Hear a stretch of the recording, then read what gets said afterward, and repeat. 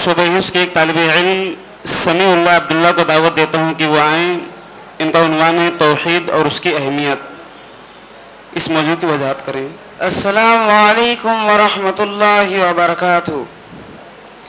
अल्हम्दुलिल्लाहि रब्बिल आलमीन वस्सलातु वस्सलाम अला सय्यदिल मुरसलीन व अला आलिहि व अस्हाबिहि अजमाइन। अम्मा बाद। क़ाल अल्लाहु तआला अऊज़ु बिल्लाहि मिनश शैतानिर रजीम। बिस्मिल्लाहिर रहमानिर रहीम। वमा खलक़तुल जिन्ना वल इंसा इल्ला लियअबुदून। सामाने इकराम, मुसल्लियाने कराम और मेरे प्यारे भाइयों और अजीज साथियों, आज के इस प्रोग्राम में मेरी तकरीर का उन्वान है तौहीद और उसकी अहमियत। क्या आप बतला सकते हैं कि वो कौन सी चीज़ है कि जिसके लिए अल्लाह रब्बुल आलमीन ने दुनिया में बेशुमार नबी और रसूलों को मबूस फरमाया? वो कौन सी चीज़ है जो दीन और इस्लाम की रूह है? वो कौन सी चीज़ है जिसके जिक्र से कुरान करीम पूरा भरा पड़ा है? वो कौन सी दौलत है जिसको हासिल करने के लिए हज़रत सुमैया रज़ियल्लाहु अन्हा ने बड़े शर्मनाक तरीके से शहीद हो जाना गवारा कर ली, लेकिन उस दौलत से हाथ ना धोया? वो कौन सी चीज़ है जिसके लिए सहाबाए कराम ने उस कदर तकलीफ़ें उठाई? मेरे भाइयों, वो चीज़ तौहीद है। वो दौलत तौहीद की दौलत है जिसके लिए हज़रत सुमैया रज़ियल्लाहु अन्हा ने बड़े शर्मनाक तरीके से शहीद हो जाना गवारा कर ली, लेकिन उस दौलत से हाथ ना धोया। वो चीज़ तौहीद है जिसके लिए सहाबाए कराम ने उस कदर तकलीफ़ें उठाई। मेरे भाइयों, कुल इन्ना सलाती व नुसुकी व महयाया व ममाती लिल्लाहि रब्बिल आलमीन।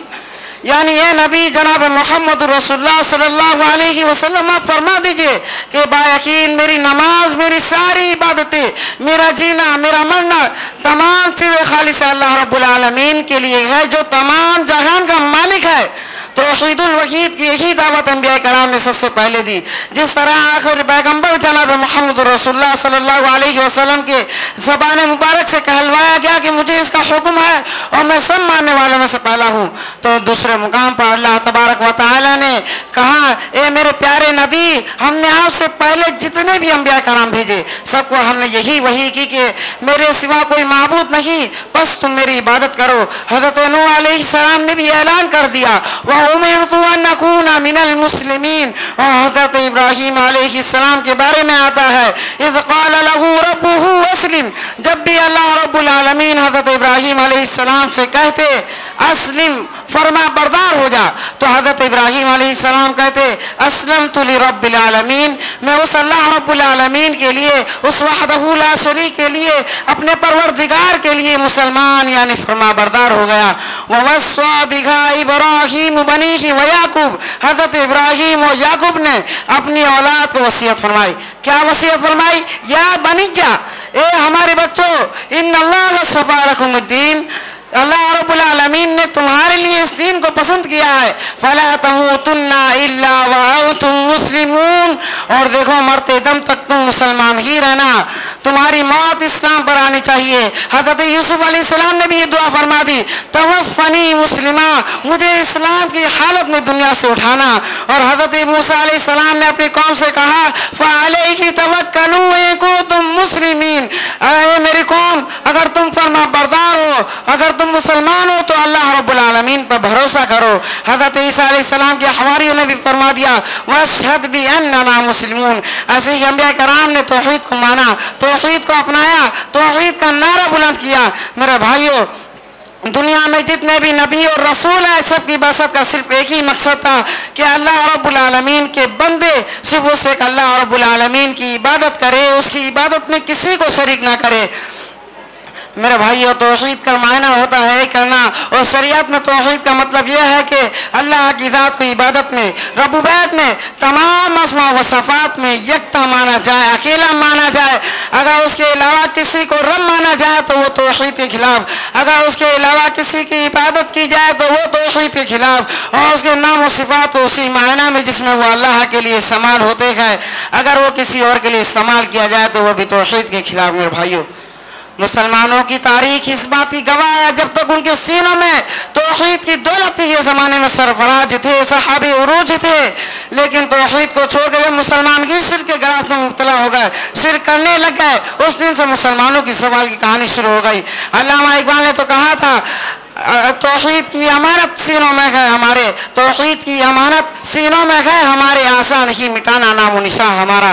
مگر حقیقت تو یہ ہے کہ مسلمان ہی شرک کرنے لگے ہیں، غیروں کے پاس جانے لگے ہیں، اپنے جسم کو جلا کر راکھ کر لینا، اپنے جسم کی بوٹی بوٹی کرا لینا یہ تو منظور کر لینا ہے، لیکن کسی غیر کے پاس نہ جانا، ایک بیٹا بیٹی لینا اور ایک اللہ سے فریاد کرنا، لیکن کسی غیر کے پاس نہ جانا۔ غور کرو ذرا، شرک سو کہتے ہیں یعنی اپنے جسم کی بوٹی بوٹی کرا لینا، یہ تو منظور کر لینا، لیکن کسی غیر کے پاس جا کر سجدہ نہیں کرنا۔ میرے بھائیو، وہ مذہب اسلام جس نے عقید توحید پر اس قدر زور دیا تھا کہ شرک کی طرف لے جانے والا ایک معمولی سا کلمہ زبان سے نکلنا چاہے ذکر نہیں دیا۔ میرے بھائیو، اسی مذہب کے ماننے والے آج جگہ جگہ اپنی توحید کو مٹا کر شرک و بدعت کی امید گہرے گھٹے میں حصے چلے جا رہے ہیں۔ محترم حاضرین، اللہ رب العالمین نے تو انسانوں کو پیدا ہی اس لیے کیا تھا کہ وہ اس کی عبادت کرے۔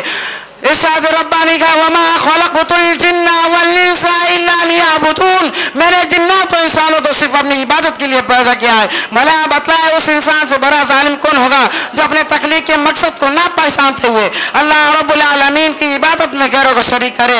میرے بھائیو، عقیدت توحید کی حفاظت کیجئے۔ نماز میں اگر مسلمان اپنے رب کے سامنے اقرار کرتا ہے ایاک نعبد و ایاک نستعین، اے اللہ ہم صرف تیری عبادت کرتے ہیں اور صرف تجھ سے ہی مدد مانگتے ہیں، لیکن کتنے افسوس کی بات ہے، کتنے ایسے مسلمان ہیں جو اپنی عملی زندگی میں اللہ سے کیے گئے اس اقرار کو بھول جاتے ہیں اور غیروں سے امید وابستہ کر لیتے ہیں۔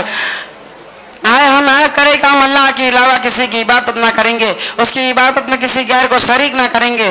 اللہ رب العالمین نے ہماری اس پیشانی کو معزز بنایا ہے، ہم اسے جھکائیں گے تو صرف اسے اللہ رب العالمین کے سامنے جھکائیں گے، کسی غیر کے سامنے جھکا کر اس کو ذلیل نہ کریں گے۔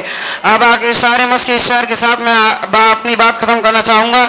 توحید تو یہ ہے کہ خدا حشر میں کہہ دے، توحید تو یہ ہے کہ خدا حشر میں کہہ دے یہ بندہ دو عالم سے خفا میرے لیے ہے۔